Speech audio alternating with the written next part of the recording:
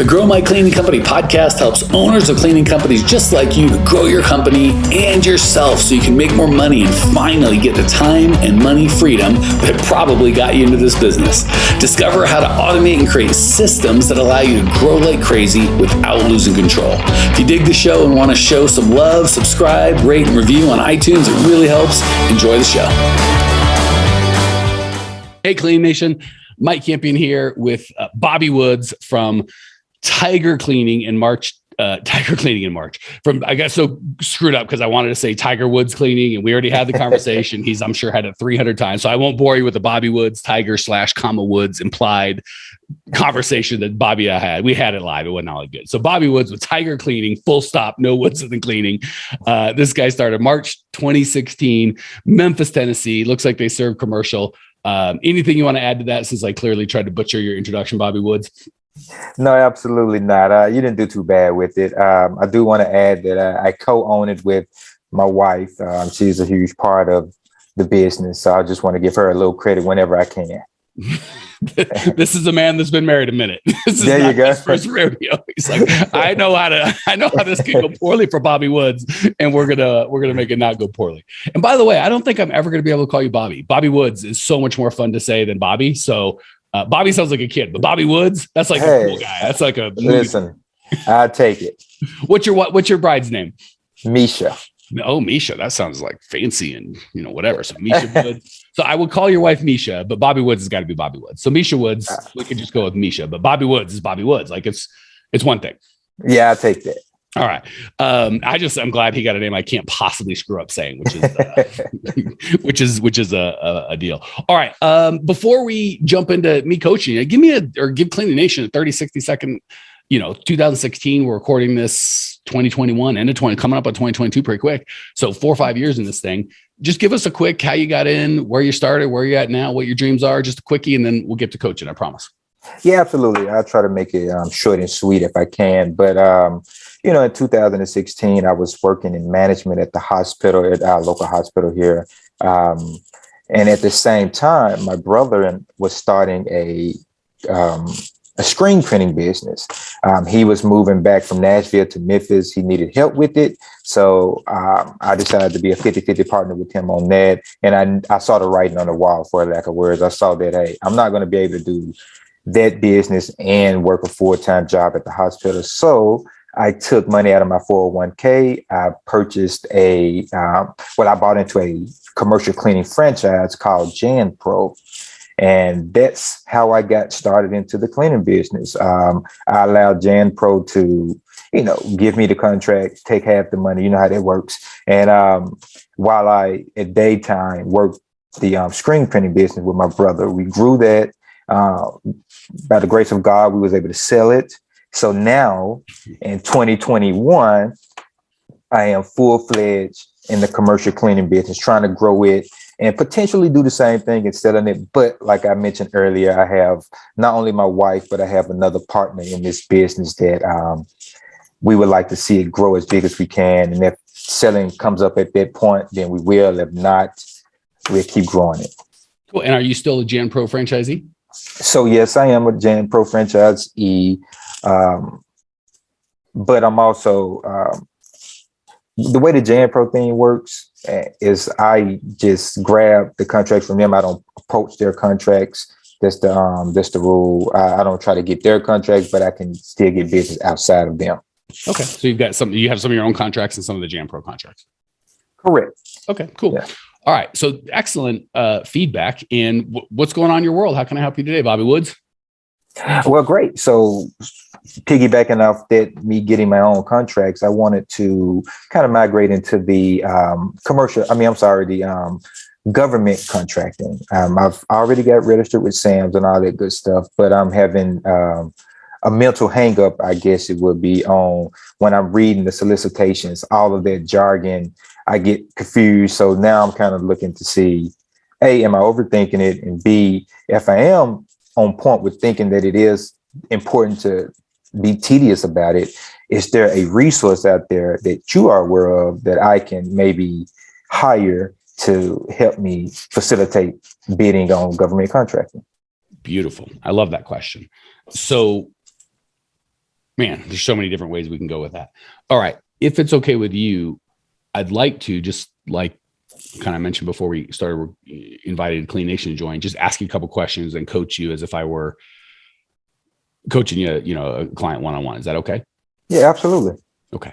So let me start with a short answer to your question. Then I'll kind of get some data on where you're at and why you're looking to do this. And then I'll kind of give a more in-depth answer if it makes sense. But the short answer is,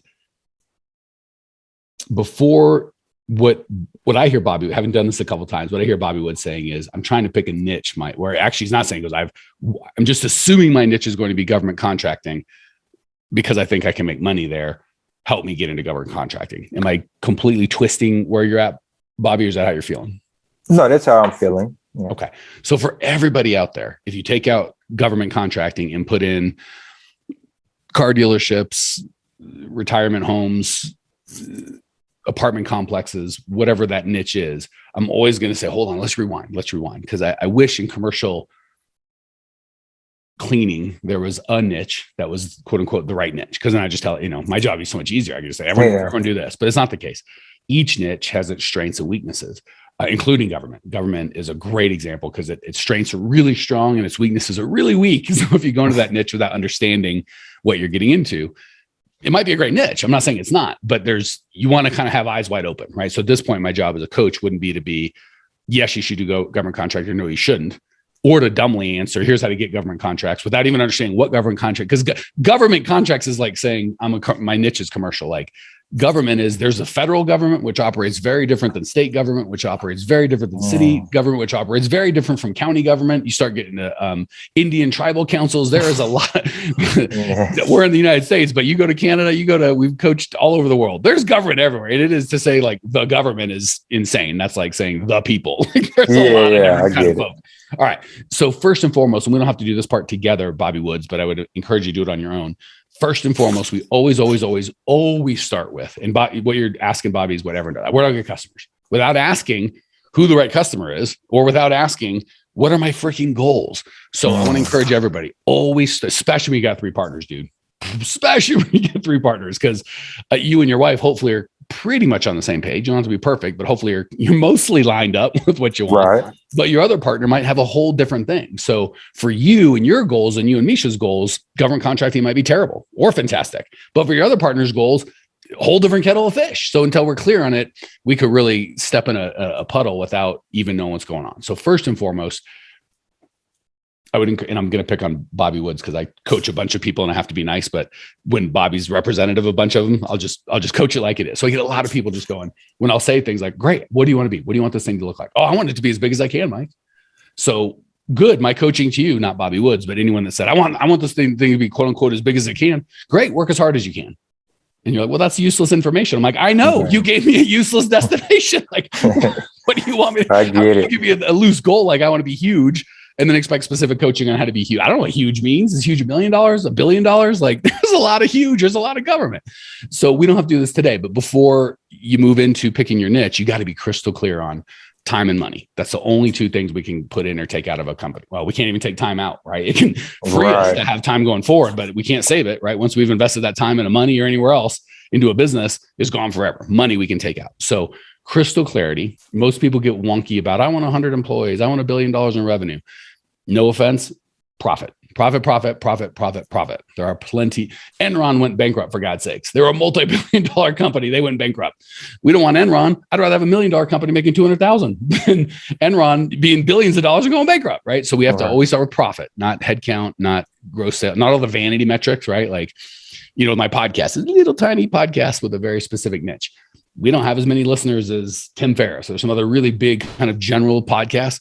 All I care about is am I changing lives and making money? And we are. So I don't care. I don't get hung up on the vanity metrics of downloads and stuff like that. I mean, they're nice, but I understand, is it the vehicle helping me make my goals? And I know what my goal is, so I can tell if podcast is good or bad. So I get it. If you don't know the answer, just say no. If you do know the answer and you're willing to share, you don't have to be willing to share. Do you have a specific revenue target a year from now? And if you share that, you're going to have to share what your revenue is now, so we know the delta. And if you're like, I don't want to, hold on, man, that's private. We don't have to go there. I can use a fake, but you want me to use a fake, or do you want to tell me where you're at and where you want to be? I'm okay either way. I don't want to put you somewhere. So to be honest, I don't necessarily have a concrete goal in terms of revenue. Profit, not revenue, profit.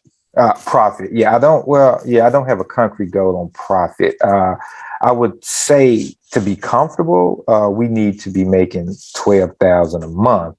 With 3 partners, that ain't all that much, frankly. I mean, that's fine. Okay. So first of all, go ahead. Actually, I'm sorry. It'll be 12 for my household, and for my that would be me and Misha, so 6 apiece. I guess so. It'll be 6 amongst all 3 of us. So 18.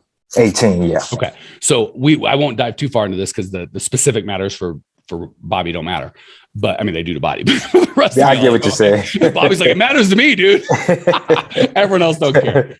But do you see how without that clarity, and I'll bet you if I could ask Bobby's partner and Misha without them hearing this conversation, they'd probably have different answers, maybe similar, but it wouldn't be like the right answer is my partners and I have discussed it. It's $18,000 a month. We want to be there January 1st, 2023.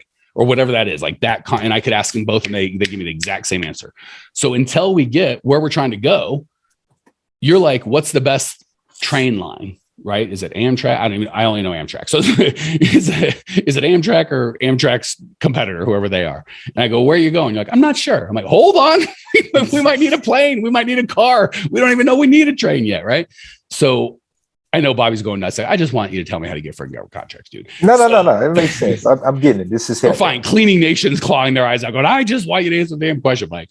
I hear you. I know I get the angry emails. But again, I want to see you guys get the life that you want. It's not important for Bobby to know how to get government contracts. It's important for him to know where he's going specifically, have a clear plan to get there. And if a piece of that plan is understanding government contracts, God bless, we'll talk about that. But until that's the case, it don't mean nothing about nothing. Okay. So first and foremost, for everybody out there, not just poor Bobby Woods, who I'm picking on, nice enough to come and be a guest, and I'm abusing him. For all of y'all out there, like, just tell me how to get clients. Hold on. You got to back up and go, who are the clients I want? Before you know that, you got to know what goal you're trying to fulfill, right? And so we're going to assume magic wand wave. Bobby and his partners have had that conversation. They're crystal clear on where and make it a year, make it a date. So even if you and your partners were all at $18,000 a month profit for the company, and how you divide that up is between you and God. I don't care about that, but we just need to know what the company needs to make. That's all I need to know. How you guys divide it up is your own thing. Even then, like when you talk about with profit, and then the second thing he goes is lifestyle. Do we want to be cleaning some? None? Do we want to be working 60 hours a week in admin, 40 hours a week? Do we want to be able to travel all the time? Do we want to be able to do our work from anywhere in the world as long as we have internet connection? So once you've got that clear picture of here's the money we need this thing to take out, and here or to take out of this business, and here's a time we're all willing to put in, and even that might be different, right? Your partner might be going, I need to make money, man. I'll work 100 hours a week. Let's go. Bobby might be going, hey, we're starting a family. We've got a family. I've got kids. That's not and who's wrong? Nobody. The partner can want to work 100 hours a week and want to get paid that. And Bobby can want to have a little more balance in his life and give up a little money for that. That's all fine. But the only wrong answer is Bobby not knowing what his partner wants, and his partner. And then Misha might be a whole different kettle of fish on her own, right? So super important that the step one is always crystal clear on where do we want to be profit and what do we want to put in time? What do we want our life to look like, right? Even if I could help Bobby Woods over the next 6 months make $18,000 a month in his company, but all three of the owners are working 60 hours a week. Arguably, I don't know if I helped him any, right? Like I might eventually have worse, not better. So we got to get crystal clear on what success is, both time and money. Once we do that, then we can pick the niche that is best suited to meet those goals. But until we know what the goal is, like if I don't know what I'm building and I'm like, Bobby, what's better, hammer or a screwdriver? Hopefully you go, I don't know, man. What are you trying to do? I'm like, I'm not sure. Then you're going to go, what do you want me to tell you, dude? You know what you're doing. How am I supposed to tell you what's the best tool? Right. Okay. So step one, always get crystal clear on the goal, time and money. Step two, then we're going to pick the niche, the client, the perfect prospect that we believe its unique strengths and weaknesses will best get us to that goal, right? But if we are not clear on the goal, we can't be clear on where the niche will help. So let's just pretend Fantasyland, Bobby's got all that. He knows exactly what kind of time he and Misha are looking to put in, both quality of time. Do I have to be there? What am I doing? Cleaning toilets 60 hours a week is a different kettle of fish than building a team and doing something that you love and are passionate about 60 hours a week. So both quantity and quality of time. Good thing with money is there's no quality, it's just money. Profit. Okay. So once you have that, then we can start going, okay, what niche should we focus on that will most quickly or effectively or at the least risk get us to our goal? Okay. Once we do that, then we can start looking at niches, strengths, and weaknesses, which is what you actually asked, and we'll answer that, and then we'll call it a day. So for government contracts, here's the thing. We always talk about, and people never get it, and it drives me nuts, so I'm going to keep banging this drum. The number one thing we want to understand about clients is their pain. It's always pain. We go to, well, not the government contracts, it's different. Not housewives, it's different. Not golf courses, it's different. It's always pain, I promise you. And if there is no pain, there is no sale. Period. End of sentence. Full stop. Doesn't matter who your client is. They either don't have pain or they're not going to give you their money. Always. Forever. So high pain, easy sale. No pain, impossible sale. Only way you can help somebody that has no pain is to put them into pain, or if they find someone that actually has pain but doesn't understand they have pain, and then convince them and help them get clear on their pain, and then try to sell them on the fact that you're the best one to fix that pain that they didn't know they had 10 seconds ago. It is possible, but it is a son of a gun. So we all look at who's like government is attractive, because they're rich, right? We know they have ability to pay, but we don't really care how much money they have. Do they just have the ability to pay our bill, right? If it's a bank or a chiropractor, they have the money to pay their bill, right? So with the governments, they're rich and they have lots of need, right? They have more square footage, probably. I would say, unfortunately, but you could disagree. Just about anyone. I don't like McDonald's. I don't think it's good for you, but I think a McDonald's is a more effective building than a government building. Absolutely. If you disagree, go to the DMV and then come back and tell me how that went for you. Or the VA, God forbid, our poor veterans that getting treated like cattle.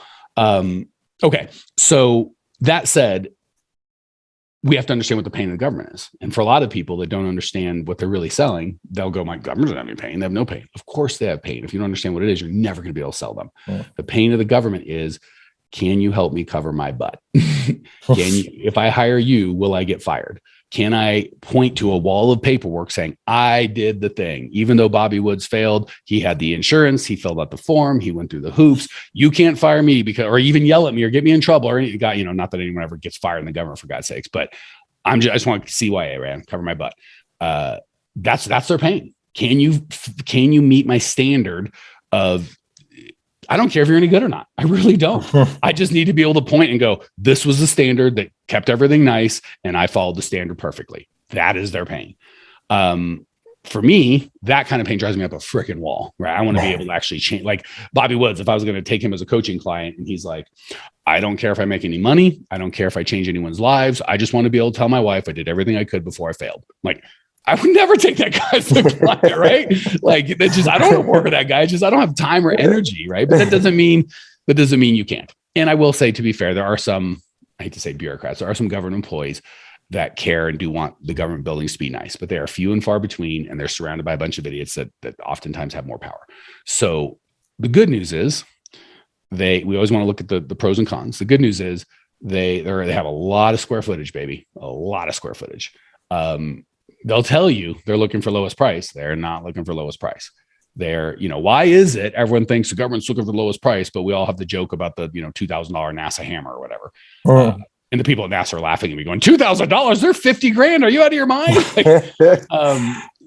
How is that? Because they're looking for the lowest qualified bidder. And qualified, that's another thing, can mean a lot of things, half of which are ridiculous, stupid. So it can be frustrating when you come in and go, I know I could do a good job, but I don't meet their standard. And you have to understand their pain. Their pain is not that you do a good job. It's that you meet their standard or their ridiculous set of standards. So the good news is, once you go through that gauntlet, and it is a gauntlet of stupid insurance policies and jumping through hoops and having a supervisor on staff that doesn't even need to be there, but you have to have them there, and reading the RFQs, RFPs, request for quote, request for proposal, page by page, because that's where they get you, man. You are really the best person that I would say would be good at government contracts would be a lawyer, because really you're negotiating contracts more than you are cleaning. And that's it, because that's the other thing. The good news of the government is they have stupid rules, but they'll follow their stupid rules. So if they say bids due by 5:00, 6 bids come in, 2 come in 5:07, and they're substantially cheaper and better, you as the taxpayer can go, nope, you can't take those bids. You said 5:00. That came in at 5:02. I'm going to fight it. And guess what? You'll win. A regular company would go, it was 5:02. You settle down. The government is like, no. You wrote it down. It's in your RFQ. It's no. You will disqualify those bids. And guess what? They will disqualify those bids. So that's insane. If you're the 5:02 bidder, you're like, I'm the better. Doesn't matter. So you have to kind of get over this makes sense and this is sensible and into, which is our pain, right? I just want to get paid and do a good job and make this place nice and build my company.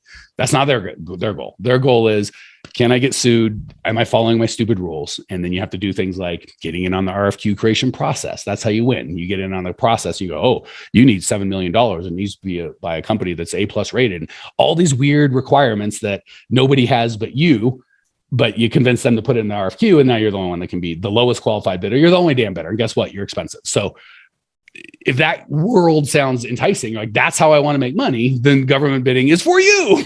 The downside is it can bite you, right? If me and the other 3 guys that are in town, like a size of Memphis, there's probably 2 or 3 or 4 contractors that are kind of in that world, and probably 3 or 4 or 5 that have a couple crappy contracts that I don't even know are crappy. It took me and the other 2 or 3 guys that all know what time it is and all know all the key players and probably had a hand in writing a contract. We know what the good contracts are. We know what the bad contracts are. You're only going to get the crumbs. At the beginning, because you know what the hell you're doing.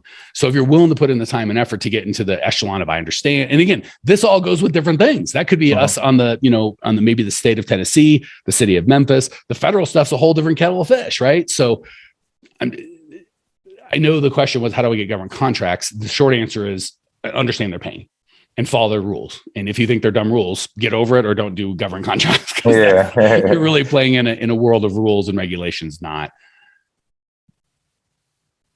with most folks that are for profit. They want the best outcome for themselves and their employees and their customers at a fair price. The government wants to cover their butt. And again, I have sought thoughts, but you might have different thoughts, right? So there is no right or wrong. If you're wrong for me, up, down, and sideways, it'd be terrible. They'd hate me. I'd hate them. We'd make each other crazy. And I've done when I had my contracting company, I did millions of dollars of government work, and there was profitable. It's just a pain in the ass, man. And it was, it was what it was. All right. Questions, comments, your remarks, Bobby Woods? No, I'm listening. You're giving me some good feedback here, and some things that I can run over with my team to see if this is the direction we want to go in. I figured already that this was going to be a nail biter. It was going to be us up all night, not twiddling our thumbs, but going through stacks and stacks of RFQs and all that good stuff, just trying to understand them. And I realized that was one of my weaknesses. Although I want to play in this game because it's a game that's not, I don't want to say oversaturated. I don't think it's oversaturated. I'm not sure.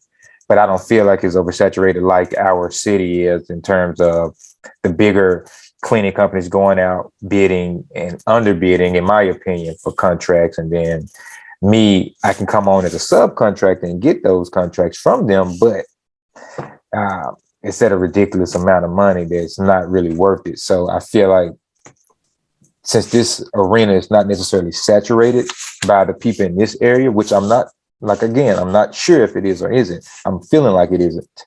I feel like, it's at least worth us going after it hard and then seeing if it works for us.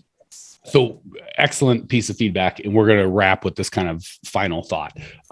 What you did, Bobby Woods, is exactly what most of the folks I coach and probably Clean Nation does, which I say, just find the pain. First of all, start with your goal and then find the niche that is best suited to your goal. And part of that, the big part of that is, do they have the pain that you understand, ideally uniquely better than your competitors, and or can solve ideally better than your competitors, or ideally the best in your area. And then you went back to, well, here's the market force. Like, we get residential is funny. Most of our residential owners are female. Why? Because in the residential space, the wife, the female, makes that buying decision 90% of the time.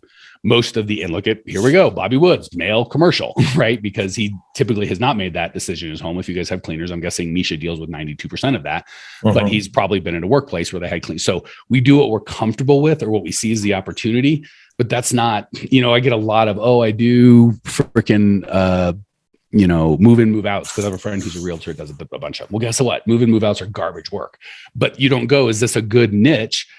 You go, is this easier? Am I comfortable, or am I familiar with it? So what most people do is I say, understand your goal, pick the niche that you think will best suit that goal, regardless of the market thing, and then understand their pain and make sure you can communicate that pain back to them and solve that pain in a unique or better way than your competitors. And people don't do that. They go, well, this is what I'm comfortable with when I get. And that's fine. It's now a crapshoot, because if what you're comfortable and what you get happens to be a niche that's powerful and effective for your goals, you get lucky and it seems like you picked the right niche. But if it's not, we compromise that comfort. There might be a lot of females out there be much better at commercial, but they're like, oh, I don't understand that world, or I'm really comfortable with the women or the home cleaning, so that's where I stick. And then same with the guys in the commercial. Residential might be better for them, but that's not what they're comfortable with. So we got to get out of what we're comfortable with or what we see and really distill it down into what's my goals, who can best get me to my goals, and can I uniquely communicate their pain to them and solve that to them in a way that's better than my competitors? Those are the questions we want to ask. So move out of, there's a lot of them, or I see a lot of this, or I know a guy who's super successful doing that. Those are all red herrings that are going to get you lose your focus. All right, Clean Nation, we kind of got deep quick. If you're like, oh, that was good, but it was a little fast, I'd like a little more. Go to growmycleaningcompany.com. We've got our 700 podcasts. I got 2 books on Amazon. Best place to probably start is probably the on-demand training. If you go to growmycleaningcompany.com, the masterclass, I think it's 40, 50 minutes. It's the 5 shifts that you need. It is the best place to start. If you're like, we weren't really deep on something that seemed interesting, but I need a bigger overview, growmycleaningcompany.com. Check out the masterclass. That's the best place to start. Check it out now. See you there. Well, here we are, the end of the podcast, and you made it. Great job. I've got a little bonus for you for sticking through with me. But like I mentioned before, if you got value out of this podcast and you want to show a little love, subscribe, rate, and review on iTunes, Spotify, wherever the heck you're listening to this thing. Share with a friend. Share the love. And as a special thank you for those of you that stuck with me to the end, how about I give you my personal phone number so we can text? It's a great way for me to get to know you, your business, your goals personally. So shoot me a text now, 602-932-6431. 602-932-6431. I am the only one who responds to these texts, and I will personally respond to everyone I possibly can as long as this number is manned. Don't know how long we're going to keep this at the end of the podcast, so grab it now. 602-932-6431. Give me a text. Say hey. Can't wait to meet you.